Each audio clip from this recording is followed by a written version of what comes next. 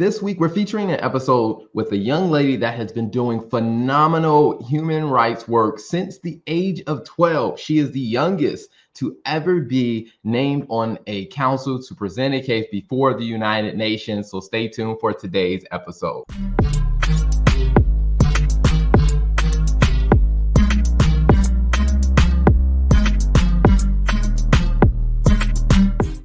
Now, as I said, today is a very special episode. And before I actually go into the interview that I did with Kehkasih, I definitely wanted to talk about a few things. Now, to give you a little bit of context, because a lot of people that are, parents or, they have younger siblings or they have younger cousins, and they're always kind of sometimes I guess you would say, not really expecting as much from them because of their age. Well, when I sat down and I did this interview with this young lady, it really blew my mind of how she started off doing things very, very simple. For example, like when she was 8, she started off with planting trees because it was something that was a big deal to her. And then by 11, she started really getting deeper into fighting for human rights and children's rights in different countries around the world. And then at age 12, she became the youngest to actually present a case before the United Nations and fighting for children's rights. Now, she's 21 years old now. And when I think about it, I'm like, man, at age 21, she can say that for the last 10 years of her life, she's been fighting for the human rights and she has been fighting for children's rights in different countries around the world. Now, this interview really gave me some perspective on, sometimes we can get into a place of feeling like, hey, our age is a disadvantage, whether we're too young or whether we're too old. But when you have opportunities to have conversations with people who are disregarding, they're like, I'm not going to let my age be a factor. What I'm going to do is I'm going to focus on what can I do, and I'm going to start small and allow it to grow. Now she leads a non-for-profit organization that exists in multiple continents and multiple countries around the world because she is still continuing to say, hey, I'm not going to let these things stop me from making a big impact on the world. So definitely stay tuned for today's interview. A liaison between the United Nations Environment Program and the whole Children and Youth Fraternity. And I was the youngest and the only minor to ever hold that position. So even there, it was like this whole record-breaking thing where no child had ever held that position. But I came into that based on my works.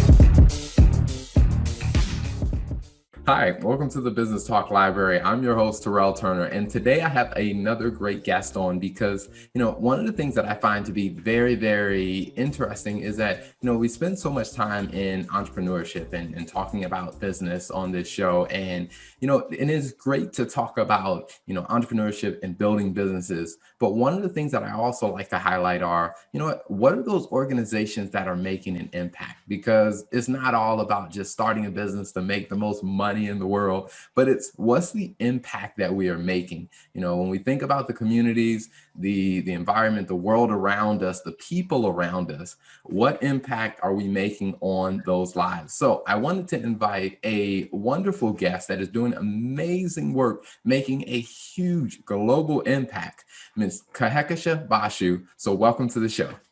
Thank you so much. Great to be here today. Absolutely. Absolutely. Now, before we jump into your, the awesome business that you are, the awesome organization that you developed with Green Hope, tell us, what was your background before, starting this organization?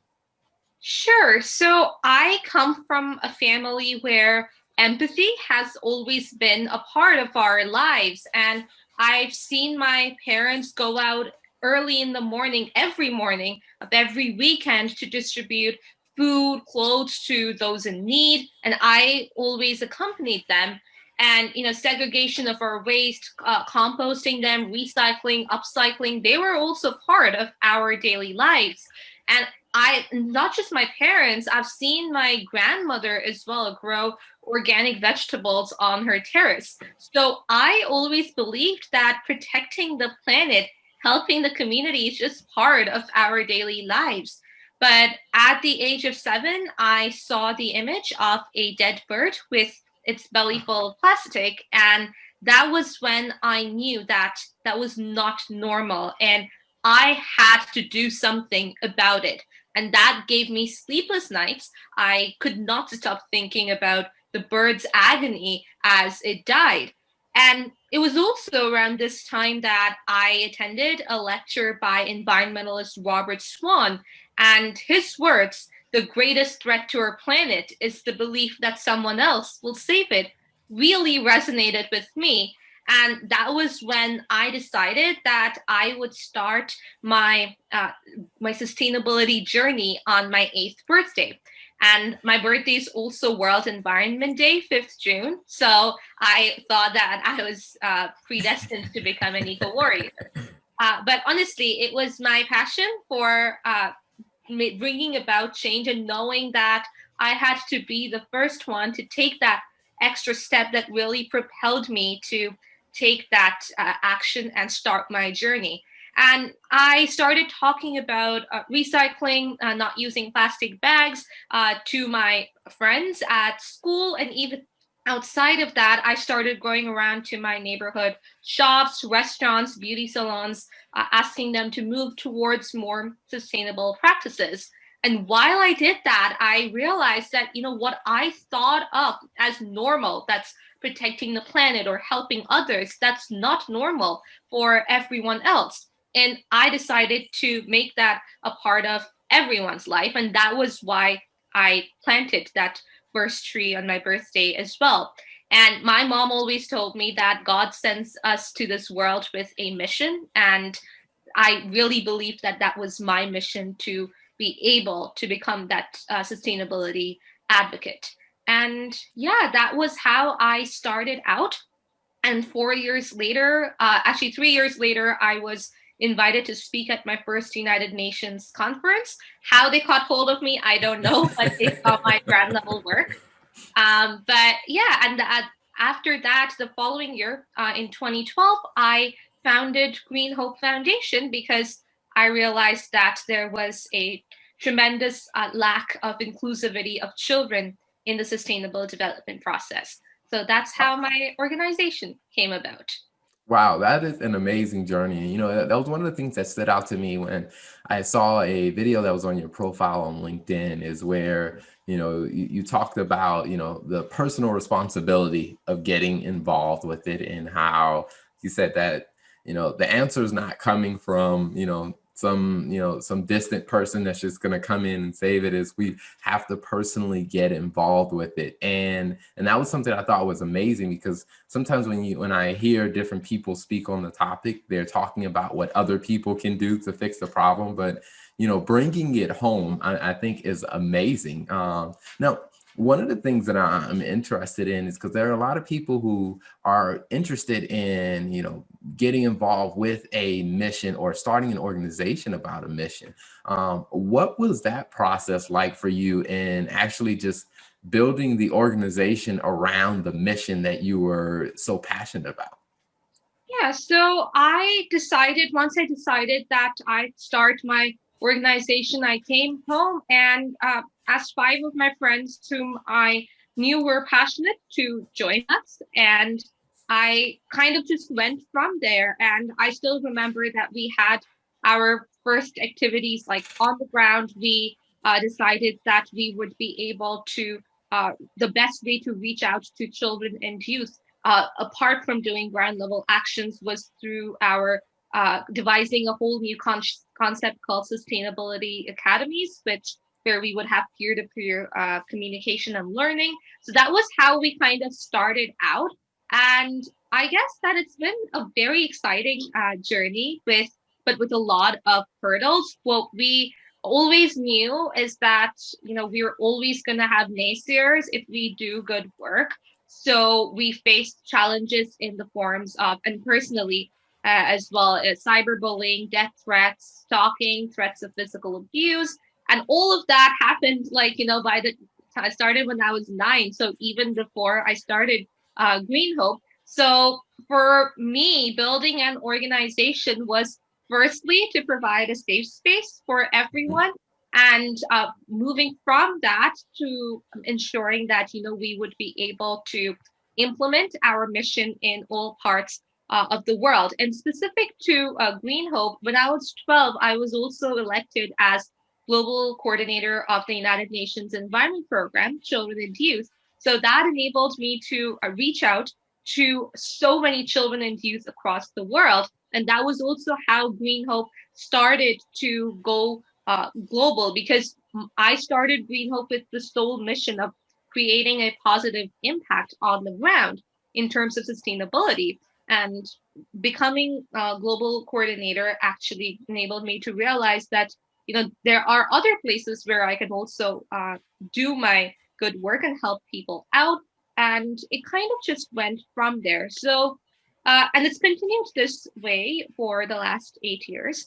And I would say that, our positivity, our hard work, our honesty, and our passion for our work definitely helped us to overcome those hurdles, which we know are always going to be there, but we just have to move past them through our work. So yeah, it's been an amazing journey so far.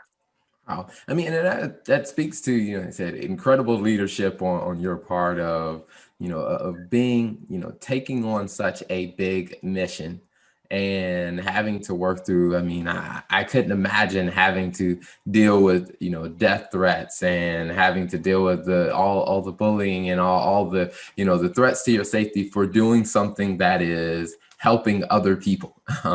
And so, I mean, that is hats off to you. Amazing leadership on your part for still being able to keep your team inspired to keep going and to keep pursuing it. So I'm curious, with the position that you said that you were in with the UN, what did that position entail? So I was a liaison between the United Nations Environment Program and the whole Children and Youth fraternity. And I was the youngest and the only minor to ever hold that position. So even there, it was like this whole record-breaking thing where no child had ever held that position. But I came into that based on my work. So for me, I brought to the table ground level work, and that coupled with the knowledge that I gained from holding that position in terms of policymaking at the highest level really helped to ensure that children and youth actually had a voice at the table, and that children specifically were not left behind when we were talking about just young people. So really it was my whole job was to act as the liaison, but it really ensured that the UNEP and children and youth had a much better and closer relationship where we could all work together towards that common goal. Awesome, awesome. Now, when we talk about, Green Hope, I mean, when people are looking at the Green Hope Foundation, what are all like the services, the programs that they do? What can people expect to find when they look at Green Hope? So we have a very broad range of activities. We currently have chapters in 16 countries and an outreach to 25 with over 130,000 people globally. And we work on the implementation of all of the United Nations Sustainable Development Goals, 17 of them, and of course, are very broad. And because we work in different parts of the world, our work is also extremely localized. And therefore, it's not just focusing on one aspect of sustainability or just the environment or society. It's everything, basically. So on one hand, we've planted more than 140,000 trees globally, over 5,000 mangroves, cleaned up over 165 beaches, communities, parks, ravines. We've recycled over 200,000 kilos of waste. We work extensively on turtle conservation, both sea and river turtles.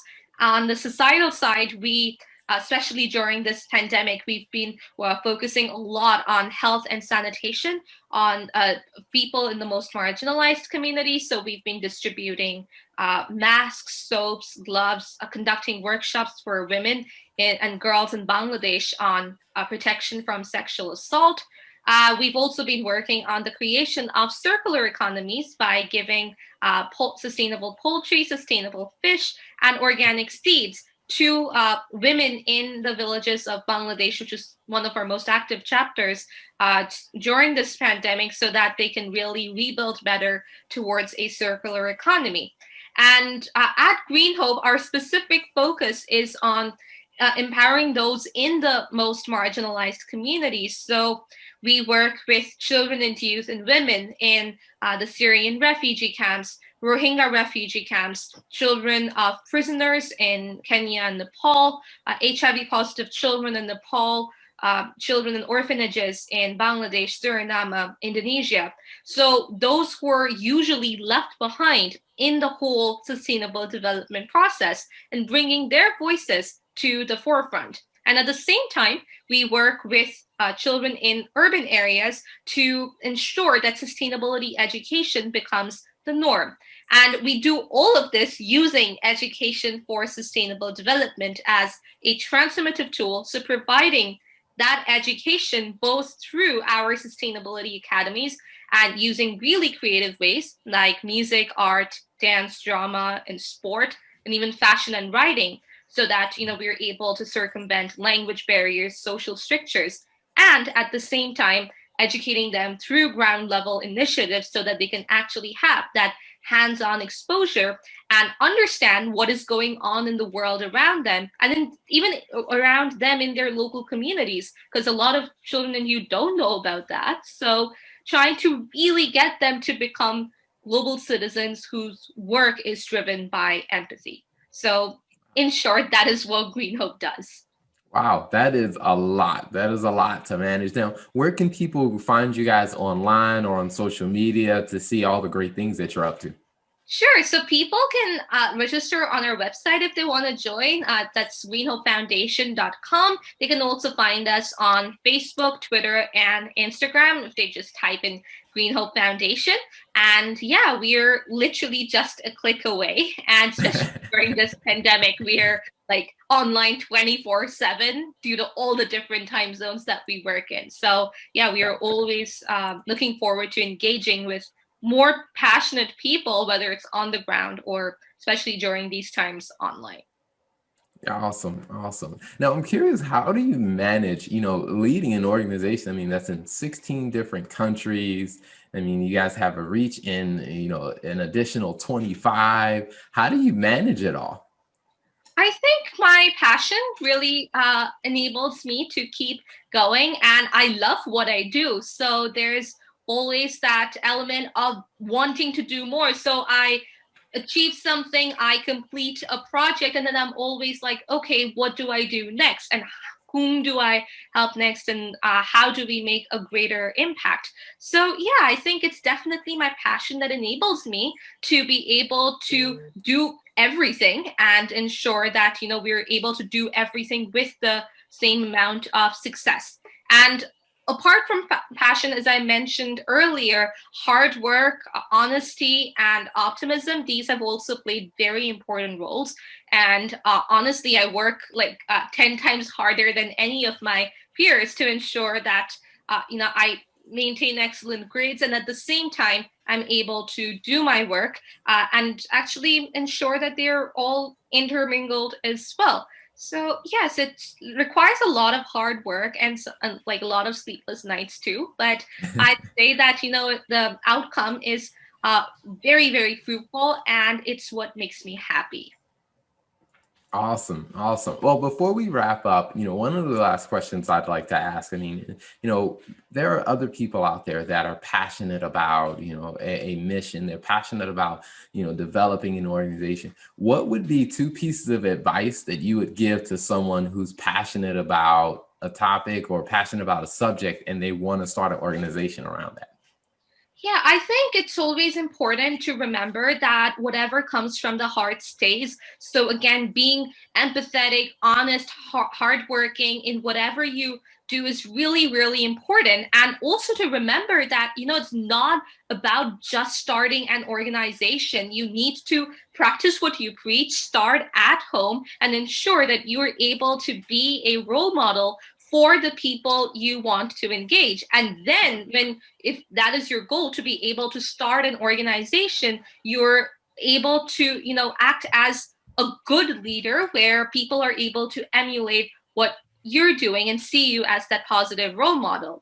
And the other thing is that, don't do it for fame or awards or media coverage. Do it because you want to help others. And, that journey, the honest journey, it's not going to be a bed of roses, but just don't give up. And at the end of the day, your journey is probably going to be much longer than someone who does it through the quick fix, but it is also much more fruitful. And it's also, the end goal is to help the world, help our community, help our planet. And I think that, just do it because you want to do it, not because it's for something else or doing it for someone else. Awesome. Kehekashan, thank you so much for coming on the show. Thank you for all the great work that you're doing. It's been a pleasure having you on the show to hear your story and to share it with our audience and our community. Thank you. Thank you for tuning in to the Business Talk Library. If you like our content, be sure to follow us on social media. And if you want to see more of our exclusive content, you can subscribe and become a member on patreon.com/Business Talk Library. Hey, the Business Talk Library is the place where business makes sense. If you'd like to see more of the Business Talk Library, be sure to watch us every week on Tuesday nights at 6 p.m.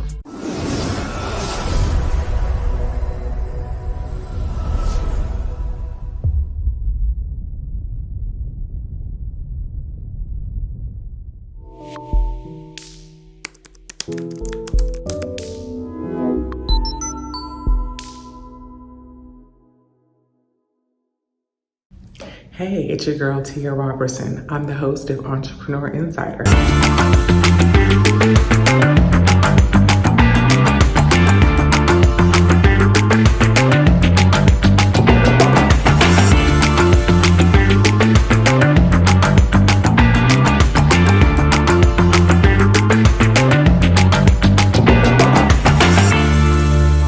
Right here on RETV. Every Thursday at 6 p.m. Eastern for entrepreneurs and news that you need to know about. See you there.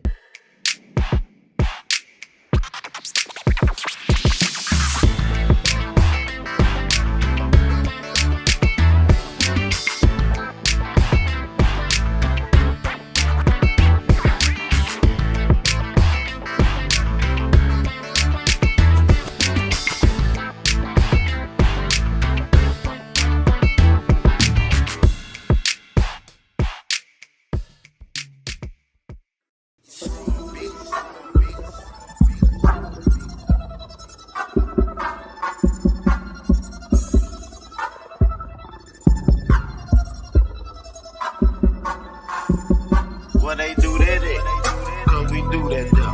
I see you talking, so we gon' take it though. And yeah, talking cheap, so don't do that though. My click 100 deep.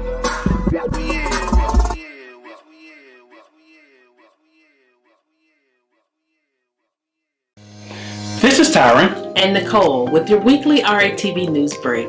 Each Thursday at 12 noon Eastern, we'll come to you with the latest news, trends, and more with a positive spin. We know there's a lot of positive news that doesn't get reported, but we want to give you the opportunity to share your story here on RATV. If you have a positive news story you want us to share, you can submit your story to news@re-tv.net. Don't forget to subscribe to the Relationship Entertainment Television YouTube channel. Download the new RATV Live app on your mobile device and follow Relationship Entertainment Television on your favorite social media platform. Don't forget, make sure you tune into the RATV News Break each Thursday at 12 p.m. Eastern. Until then, be blessed and be great.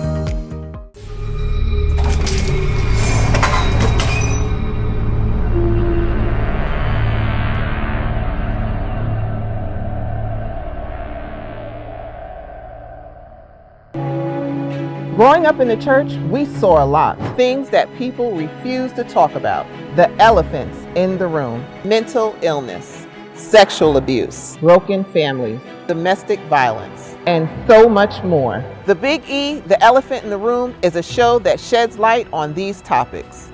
We're here to speak about the unspeakable.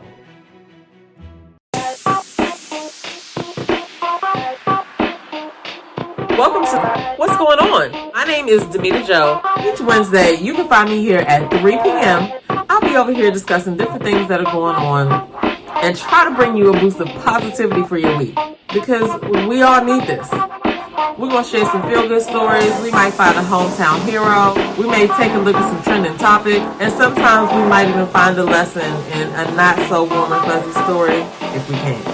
I'm Demita Joe, and I'll see you guys on the next episode right here on What's Going On?